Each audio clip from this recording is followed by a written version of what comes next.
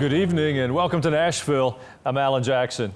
There was a heartwarming scene at the White House when President Trump met with a group of former Israeli hostages recently, all of whom had spent far too many days and nights in the hands of Hamas. The president gave each of them a presidential challenge coin, and they gave him a mezuzah that had survived their October the 7th capture. Well, the war is over, but there are still occasional operations in both Lebanon against Hezbollah and with the remnants of Hamas.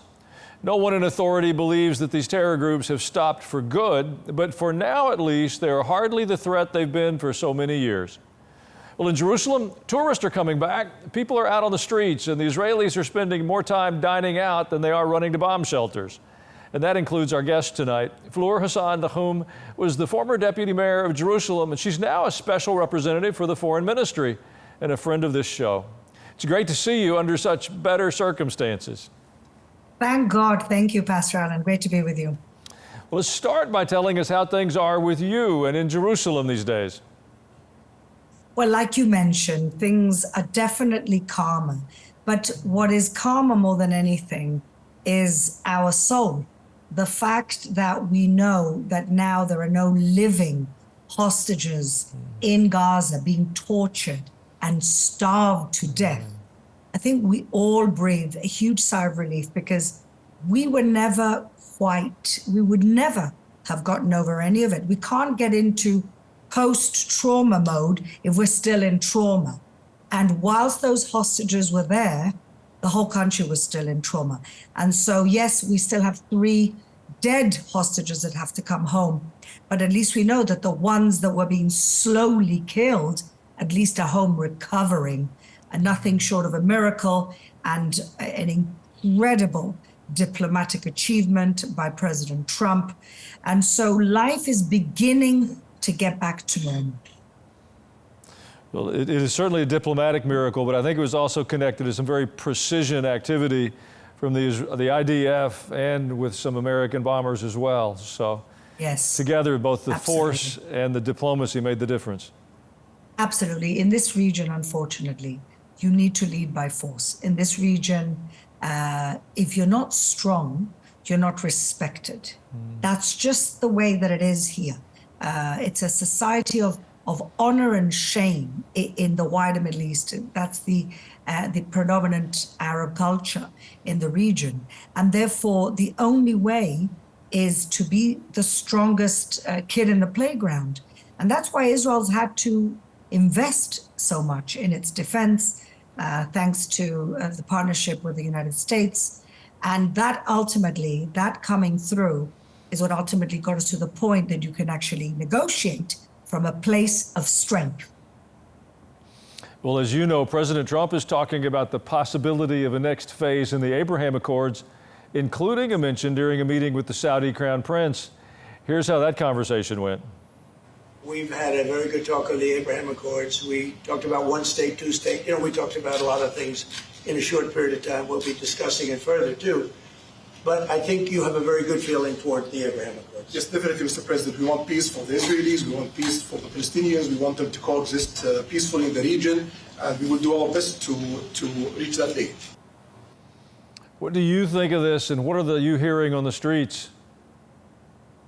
Well, we always hoped. You have to remember that one of the reasons why October the 7th happened, when it happened, it was because there was significant advancement with the Saudis to make peace. And so the Islamic Republic of Iran, the last thing they want is that type of collaboration between Israel and one of its biggest enemies, which is the Sunni moderate kingdom of Saudi Arabia, which essentially threatens their Shia radical regime in Iran. And that was one of the reasons. And in fact, recently documentation was found in Gaza by IDF soldiers confirming that suspicion that we always had about the timing of October 7th. They've always wanted to destroy us. They're always trying to destroy us. But that timing was significant because that's what they wanted to prevent. So now we're after the war, hopefully. And so there is an opportunity to get back. And also President Trump has developed a really incredibly positive relationship with MBS. And I think the timing is right. I think what the Saudis want is some type of process with the Palestinians, but I don't think that he would kind of put all his eggs in that basket. I think that there is definitely a desire from MBS to do it, but he can't lose face in the Muslim Arab world. So he's got his own audience to think about, his own people to think about. And so he has to bring them something that involves the Palestinians. And I think that's where he's at. But let me tell you, Pastor, that in actual fact, in reality, there's hundreds of Israeli companies already operating in Saudi Arabia. So there's almost a slow, quiet normalization happening without the shiny White House ceremony. It's kind of a little under the radar, but it's going, groups are going all the time. Israeli businesses are there. They're white labeling products. A lot of their technology is coming from Israel.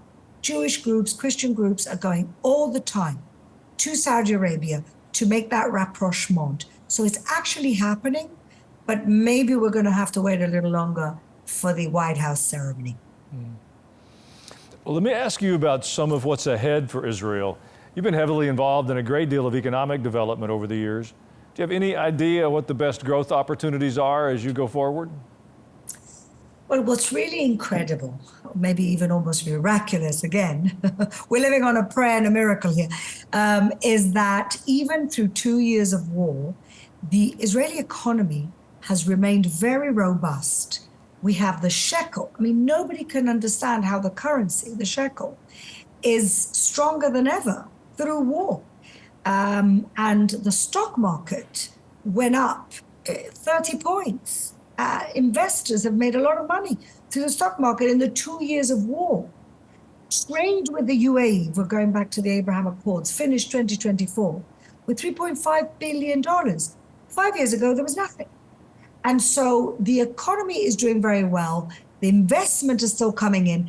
As you can imagine, defense technology investment has gone up significantly because now we have tried and tested technology from 2 years of this horrible war that we never wanted and we never started.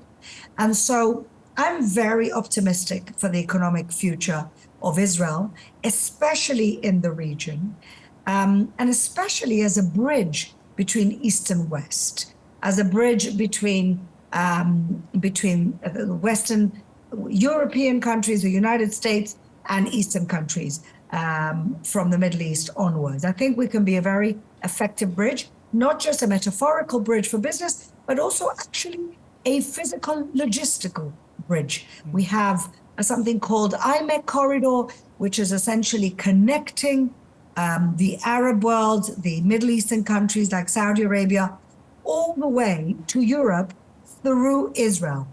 Israel is now a country that produces, mines its own gas, and we will be in the next few years providing a lot of the gas in Europe through a pipeline through Greece. And so things are looking, thank God, things are looking good in terms of Israel's economy. But ultimately, our major export is technology, it's ingenuity, is problem solving.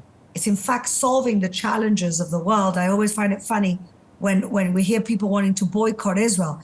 They couldn't boycott Israel if they tried, because everybody would have to throw their iPhones into the bin, because the chips inside the iPhones are manufactured and produced in Israel. So I find it actually kind of comical when people try and push for boycotts on products that they wouldn't be able to live without.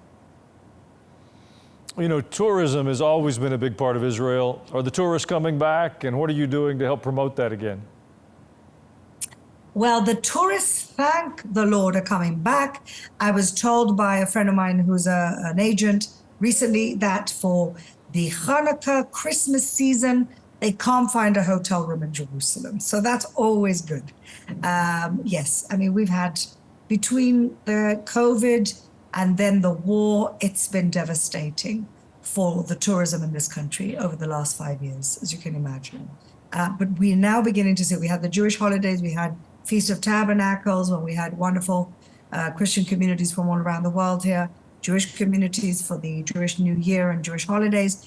And now for Christmas, Hanukkah, we have a renewed wave of tourism coming in, and we hope that we can build ourselves up to have a great Easter, Passover, and summer as well.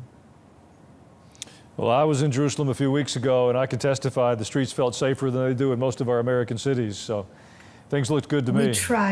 We try hard. And you know, what people don't understand about Jerusalem is that we have the most diverse population in the country. We have 40% Muslim Arabs in Jerusalem. And people get shocked when I tell them this number. And so if you actually want to see, I mean, there is always radicals that you have to keep your eye on. We've had, unfortunately, some terror incidents. But honestly, when you're comparing it, as you said, to a regular city in the United States, it's actually pretty safe. It's pretty safe, and the coexistence actually happens every single day, even though the mainstream media would never report that. Well, we need to take a short break. Can you stay with us for another segment? Absolutely. We'll be right back.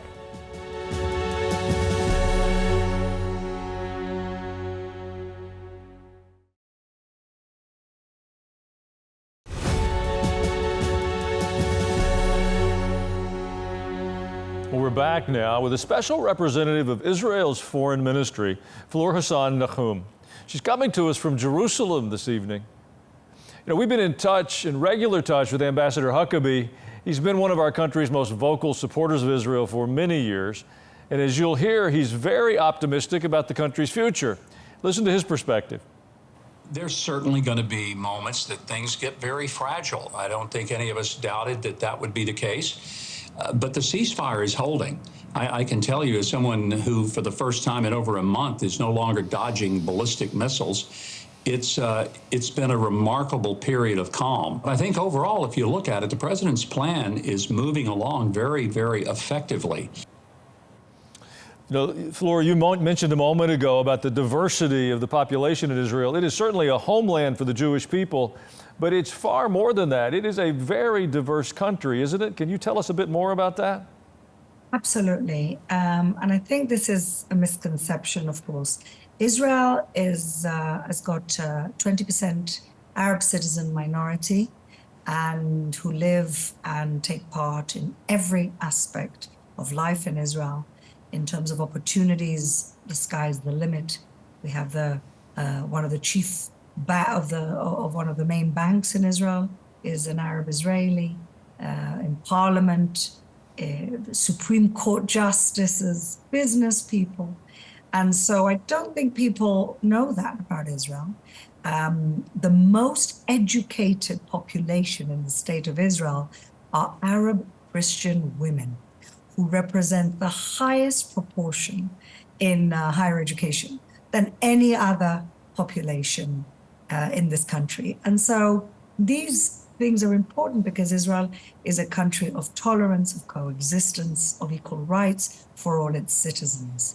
And if you asked any Arab citizen to decide where they want to live, most of them, I would say, quite vehemently would say, that they love living in Israel because of all the freedoms that it gives them. And the irony is that in the Arab world, the only place that Arabs can vote, men and women, is Israel. You know, it's unfortunate, but the anti-Semitic noise has surfaced again, even in our country. Is it better since the war has ended, or can you tell? I think that the horse is out of the stable in terms of anti-Semitism, and I don't think you can put it back in at this point. I think that October 7th unleashed, unfortunately, I hate to say it, and I never thought in my generation we'd be living this, but I think October 7th unleashed a very deep-seated hatred towards the Jewish people.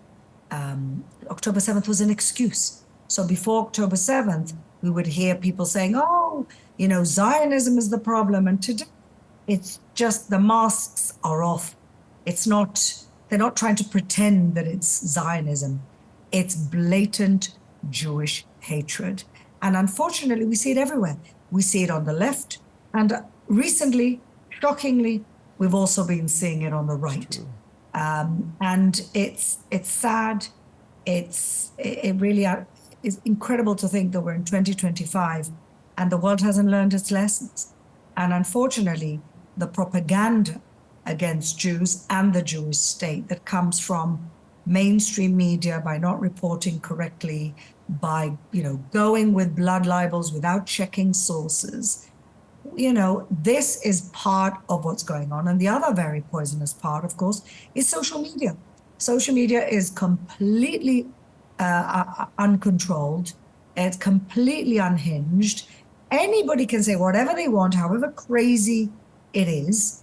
And there are people out there who believe it. And so, very recently, I think 3 days ago, Elon Musk opened this feature that allows you to see where people are actually posting from on X. And it turned out that all those people that media sources used as journalists in Gaza, as sources of news in Gaza, were in Turkey, Indonesia, one was in Poland. It was all a lie. So we knew it was.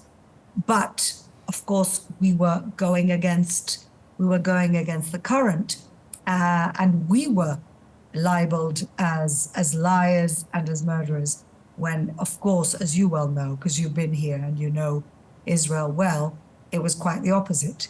And so we're facing delegitimization around the world, demonization around the world, and double standards. And that is the definition of anti-Semitism. People say, well, can't people criticize Israel? I said, yes, you can. But when you are now engaged in delegitimization, in other words, saying Israel doesn't have a right to exist, and when you're now engaged in demonization, saying things like baby killers, do we hear that expression about any other war around the world?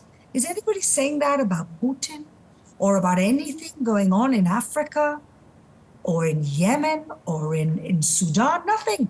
It's exclusively reserved for the IDF soldiers. That's demonization.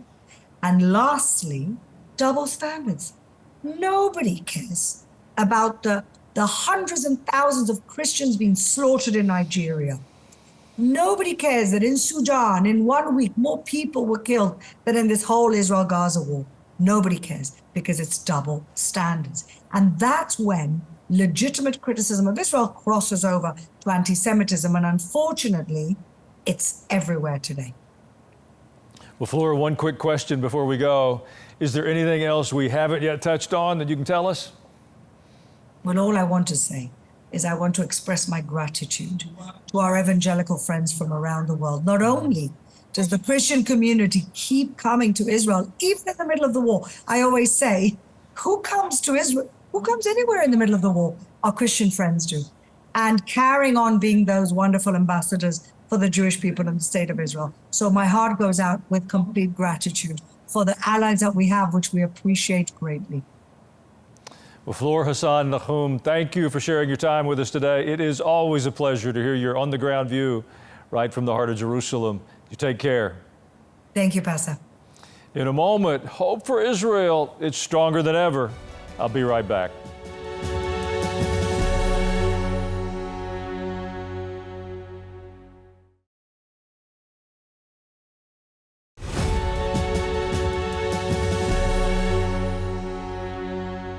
It is unsettling to see the anti-Semitism that's raging across the ideological spectrum, even among conservative thought leaders. I made a list of things that have been in the news recently about my friends in Israel and the Jewish people. According to the media chatter, apparently there were intentionally targeting children in Gaza, putting out food, and then when the kids came to get the food, they were shooting them. And then I heard that the Israeli intelligence was responsible for Jeffrey Epstein, that it was a global international blackmail scheme, and it was all driven by the Israeli intelligence. Next, I heard that the Israelis were responsible for Charlie Kirk's assassination. So I decided if those things were true, that I should do some additional research. So I spent a couple of days doing a deep dive into the information that was available. You'll be fascinated to know.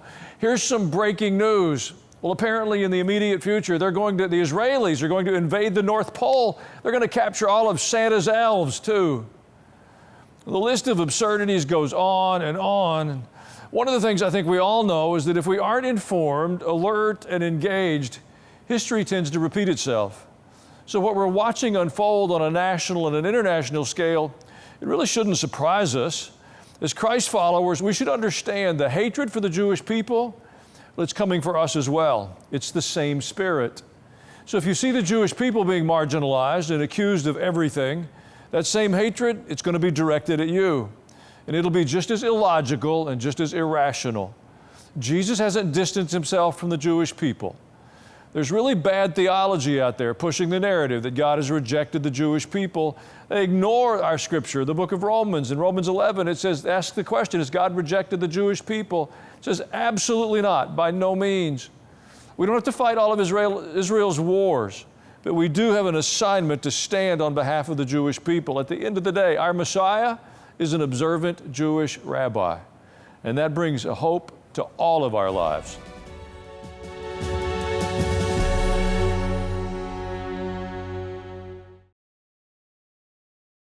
Thank you for spending a few minutes of your day with us. God is moving in the earth. He's delivered Israel from their enemies, and He's watching over your life and mine, and in that, there is reason for tremendous hope. God bless you, and you have a good evening.